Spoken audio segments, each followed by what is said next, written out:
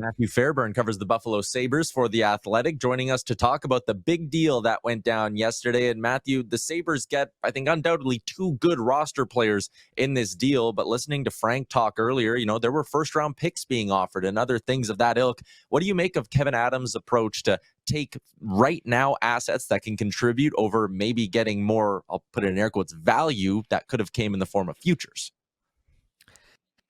I think he kind of had to do it, right? I mean, he's entering year 6 as general manager. If he's not under pressure now to win, then he never will be. I mean, he's talked going back to the deadline about trades they make wanting to make their team better. I don't think it would have been possible to sell to the fan base getting rid of Peterka for a first-round pick or a prospect and asking these people who have waited 14 years for playoff hockey to wait even longer for this to work itself out. Even thinking, they needed to address like real needs. And so maybe do they give up a little bit of value? Possibly, but they get a really hard piece to acquire in a right-handed defenseman who could potentially play in the top 4. I mean, he probably will play in the top 4. How well he can handle it remains to be seen.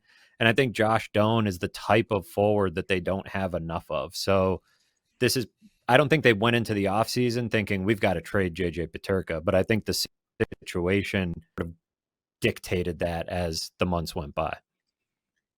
So, Matthew, I want to take a step back and maybe a 30,000 foot view here, because Kevin Adams has been raked over the coals in the last 12 to 18 hours.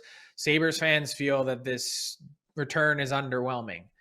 Should we wait to see what happens next with Bowen Byram? Because they've had a heavy left side of their defense. They were obviously looking for a right side defenseman and they get one in Kesselring. But if you now trade Bowen Byram and you're able to get a forward back in return who might be up to Peterka's level, not saying that's definitely going to happen, it's hard to do, but if you were to pull that off, then maybe we should wait to judge and see the totality of Kevin Adams' moves instead of just trying to look at it through one lens. Is that fair?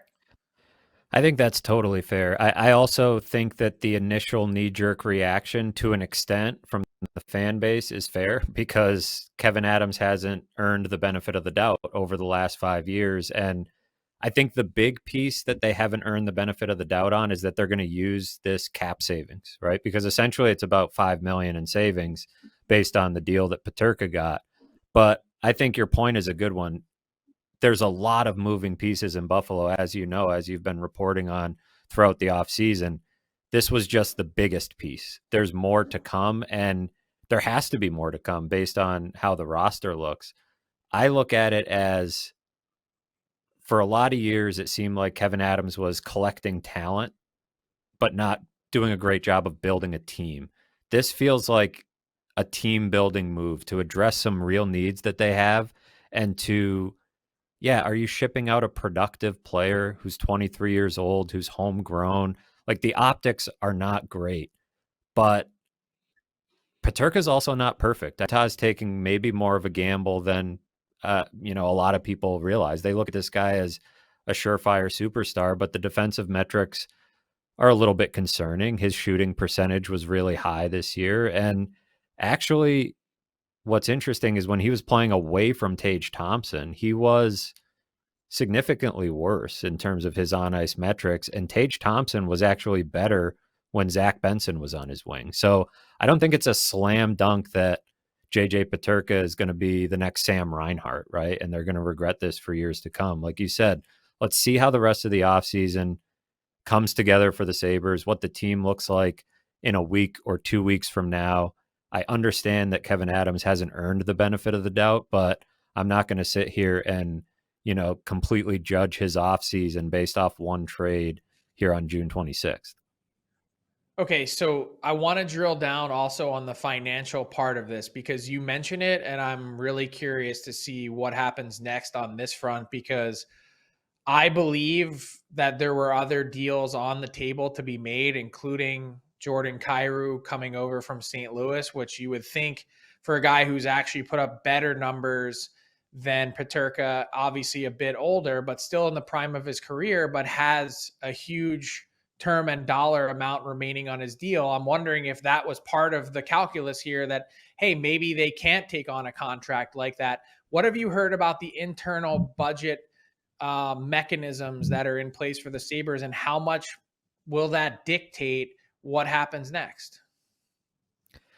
You know, they say year after year that there's no internal cap, there's no internal budget, but they're the only team in the league that has left at least $6 million of cap space on the table each of the last 5 years, when we've been in a salary cap environment where everybody's scraping for every single dollar and then me on the table. What I'll say about this in particular, I've seen a few people say like, oh, they were unwilling to commit to JJ Peterka. I don't believe that. I don't think that they were unwilling to commit to the player. This is a favorite of Terry Pegula. I think they probably viewed him as part of the core, and would it have been a perfectly clean negotiation? Probably not. That number is pretty high, but I don't think financially they were unwilling to commit to Peterka.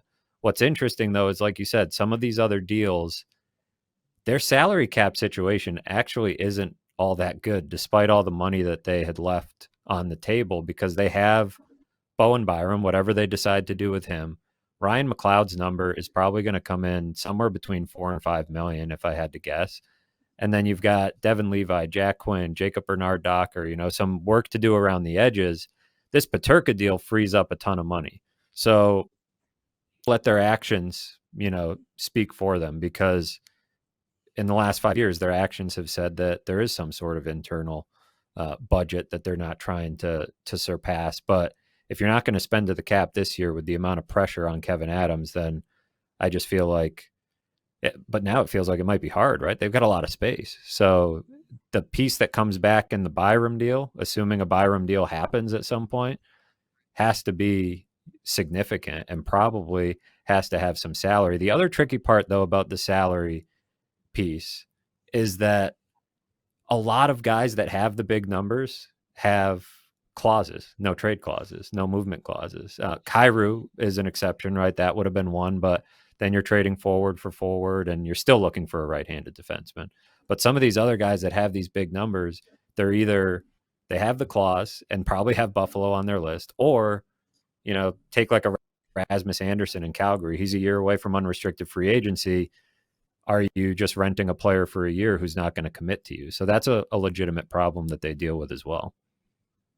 So you mentioned off the top that this is a move in the Peterka for Doan and Kesselring, a move towards like building a team and not just building up talent. And I really liked that line. If you're going to do that, you probably got to commit all the way to doing that. So when we look at a potential Bowen Byram deal, if it is a forward coming in, what's the archetype of player here? What style of player do you think they need to add to this forward group to continue going along the lines of building a true team?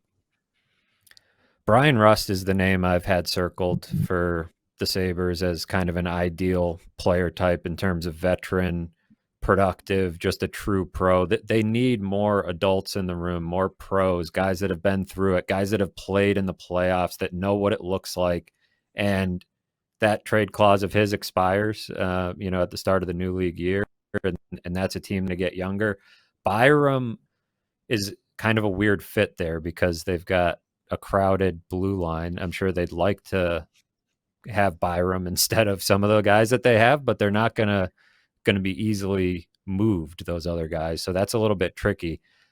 The other part of this, I think, is that it's not far-fetched, and I don't know that they'll do this, but the idea of keeping Byram isn't the worst idea in the world either. If you can convince him to buy in for a couple of years, he's a couple of years away from UFA, but a top pair of Byram and Dahlin with Power and Kesselring, like that's a good top four. That's a strength. Who's playing with Dahlin if you trade Byram? That becomes the next question, right? Every move, requires you to make another move to backfill what you've just done. So I think if they are trading Byram, they have to have a plan to fill that spot, because Matthias Samuelsson next to Dahlin is just not the best plan. It's worked at times in the past, but given his injury history and the results he's had over the last few years, I think you're taking a huge risk if you're starting the season with Samuelsson, Dahlin. So Rust is the first name that comes to mind when you're talking about forwards, but it's got to be, they've got to thread the needle there with an experienced guy. You want a guy that can get to the net, a guy that can forecheck, a guy that has experience, which, by the way, all those things that JJ Peterka didn't really have. So that's why I say I'm not opposed to the idea that they can come out of all of this a week from now as a better team than they were at the beginning of the week. Kevin Adams going to keep on swinging. You can read his work at The Athletic. Matthew, appreciate your time. Thanks for popping on. Thanks for having me, guys. What's up, hockey fans? If you enjoyed that video, then you need to be hitting the subscribe button right here at Daily Faceoff. Exclusive interviews and analysis from our hockey insider Frank Seravalli, fantasy updates from Brock Sagan, and a daily live show at noon Eastern, Monday through Friday. You don't want to miss any of the fantastic content, so hit that subscribe button.